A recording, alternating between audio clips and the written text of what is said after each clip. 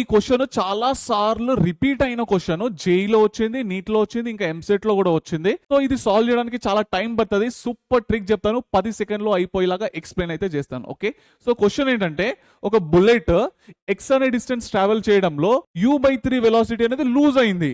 ఇంకా ఎంత distance travel చేసి ఇది రెస్ట్ లోకి వస్తుంది అని చెప్పేసి అయితే అడుగుతాడు. ఓకే, ఎప్పుడైనా కానీ మీరు లూజ్ అయిన వెలాసిటీ తర్వాత ఇంకా మిగిలిన వెలాసిటీ ఎంత, 2u/3 కదా. అంటే దీన్ని u/3/2 రాసుకోవచ్చా, అంటే u/n తో కంపేర్ చేస్తున్నా, అంటే n ప్లేస్ లో 3/2 రాసుకోవచ్చు కదా. ఓకే, ఎప్పుడన్నా కానీ ఈ వెలాసిటీ తీసుకోవాలి, లూజ్ అయిన వెలాసిటీ అయితే తీసుకోవద్దు.